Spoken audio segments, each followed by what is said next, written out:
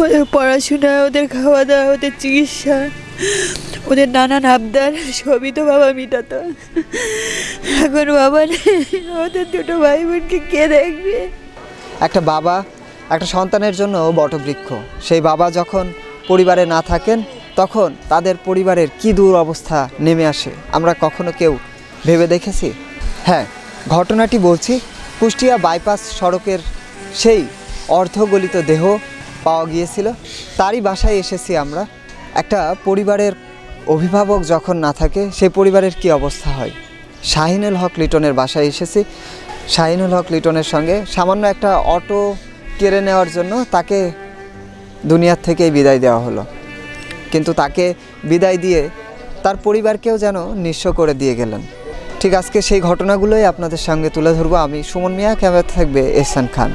অনেক স্বপ্ন আর আশা নিয়ে বাবা মায়ের ঘর ছেড়েছিলেন খুলনার মৌলভীপাড়ার মনিরা হক। এসেছিলেন কুষ্টিয়া সদর উপজেলার হাউজিংয়ের এ ব্লক শাহিনুল হক লিটনের বাসায় বউ সেজে। বেঁধেছিলেন অনেক স্বপ্ন, বুনেছিলেন অনেক আশা। বাবা মায়ের পরে প্রতিটা নারীর জীবনে একজনই অভিভাবক থাকেন, আর তিনি হলেন তার স্বামী।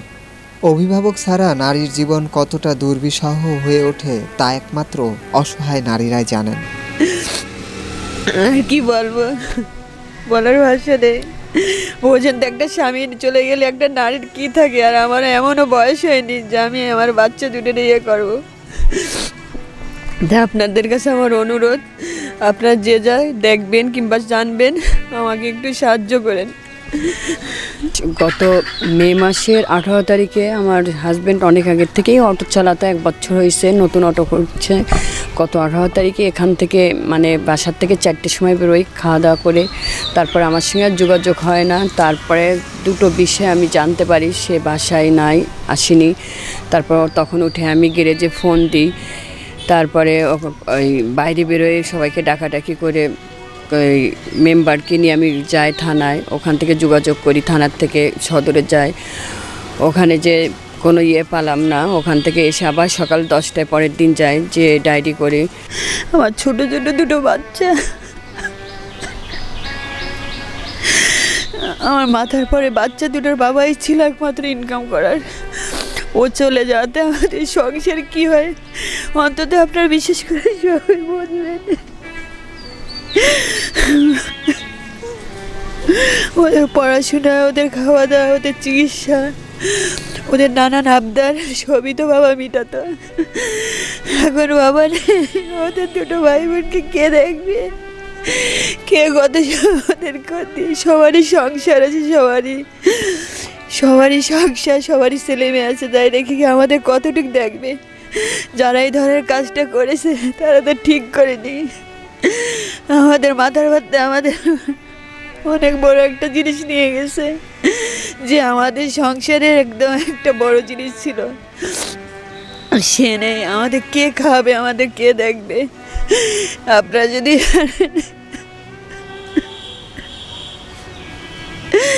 আমাদের দিকে একটু তাকান, যাতে আমি আমার বাচ্চা দুটোর মানুষের মতো মানুষ করে দাঁড়াতে পারি, যাতে ওরাও ভবিষ্যতে কোনো অসহায় মানুষের পাশে দাঁড়াতে পারে।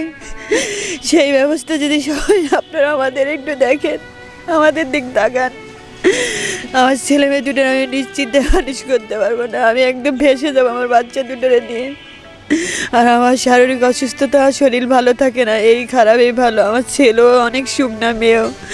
ওদের আসলে অনেক দিন থেকে ওর বাবার চাকরি ছিল না, এই অটোর পরে আমাদের সামান্য সীমিত ইনকাম, এই ইনকাম দিয়ে আমাদের সংসার খুবই কষ্টের জীবন গেছে।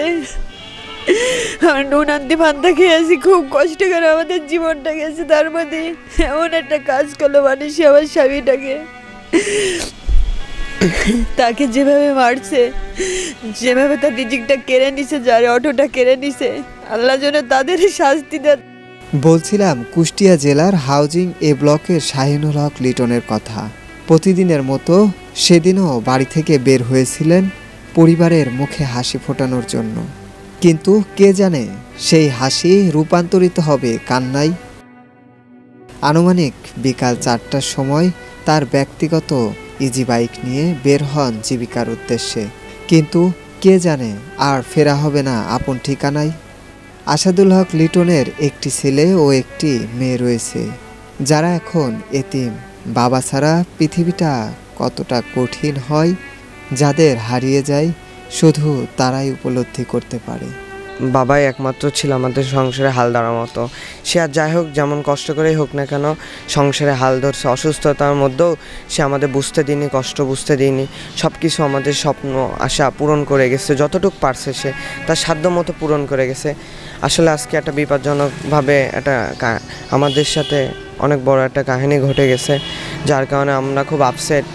আর এখন সংসারে হালটা ধরার মতো আমারও সেই এজটা আসি নাই। আমি পারবো কিনা জানি না, তবে চেষ্টা করব যতটুকু পারি, টিউশন করে হোক, যে কোনো একটা কাজ করে হোক ধরার চেষ্টা করব। আর আমার এলাকাবাসী আছে, তারপরে দেশবাসী আছে, সবাই আই হোপ আমার পাশে থাকবে, এগিয়ে আসবে বিপদ আপদে, সবাই চেষ্টা করবে। আমার আশা এরকম কিছু আমার আশা। তারপর আমার ফুপু, আমার চাচারা সবাই আছে আমাদের পাশে। এরা যতটুকু পারবে আমাদের সাহায্য সহযোগিতা করবে, বিপদ আপদে থাকবে পাশে। যত সব আবদার বায়না তাদের বাবার কাছে আমি আপনাদের আপনারা তাদের কাছে সহযোগিতা করেন।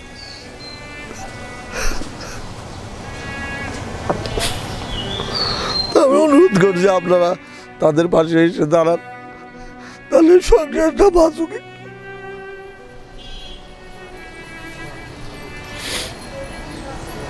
যে অটো চালাতে যে আর ঘরে ফিরে আসে নাই, তার পারিবারিক অবস্থা তেমন ভালো নয়। একার উপরেই এই অটোই তার ইনকামের উৎস ছিল।